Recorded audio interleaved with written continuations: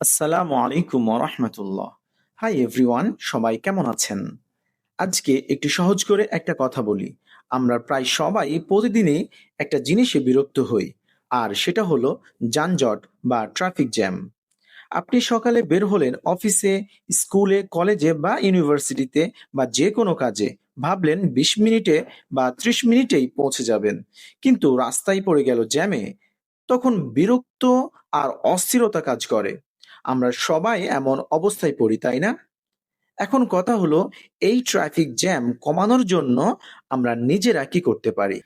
যেমন, বাজারটা যদি আধা কিলোমিটার দূরত্বে হয়, তাও আমরা রিক্সা খুঁজি, আর রিক্সাতে রাস্তা ভরে যায়, ঠিক তখনই যানজটের সৃষ্টি হয়। একটু হাঁটলে যেমন শরীরটা ভালো থাকে, তেমন রাস্তাতেও গাড়ির চাপ কমে। সো শর্ট ডিস্টেন্স হলে ট্রাই করুন ওয়াক করতে বা সাইকেল নিতে। আমরা তো এখন সাইকেল চালানোকে অনেক ছোট মনে করি। দ্বিতীয় কথা হলো, যদি অফিসে কয়েকজন কাজ করেন, তাহলে একসাথে একটি গাড়িতে যাতায়াত করার ট্রাই করুন। মানে, কার শেয়ার করুন বা একসাথে বাইকে যান। একজন মানুষ এক গাড়ি, এই কালচারটা বদলাতে হবে। এক গাড়িতে ৩ জন গেলে রাস্তায় ২টা গাড়ি কমবে, তাই না? আরেকটা জিনিস, সবাই একসাথে রাস্তায় নামলে জ্যাম হবেই।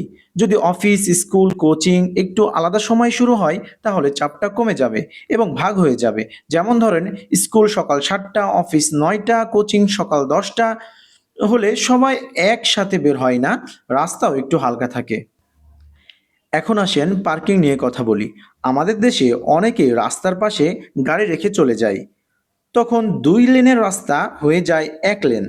এই জিনিসটা যদি বন্ধ না হয়, তাহলে ট্রাফিক পুলিশ যতই সিগন্যাল দিক, জ্যাম কমবে না ভাই। সর্বোপরি আমাদের সকলকে ট্রাফিক রুল মানতে শিখতে হবে। লাল বাতি জ্বলে উঠেছে, তারপরেও গাড়ি চালানো, এটা অনেকেই করে। কিন্তু একটু থামলে কি হয়?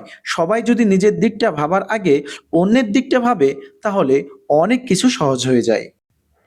অ্যাকচুয়ালি যানজট একদিনে তৈরি হয়নি, তাই একদিনে শেষও হবে না। কিন্তু যদি আমরা সবাই একটু একটু করে পরিবর্তন আনি, নিজের অভ্যাসে ছোট ছোট চেঞ্জ নিয়ে আসি, তাহলে একদিন আমরা একটা জ্যাম ফ্রি পিসফুল সিটি পেতে পারি ইনশাআল্লাহ। তাই চলুন নিজেদের থেকেই শুরু করি, নিজে ফলো করি এবং অন্যকেও ইন্সপায়ার করি।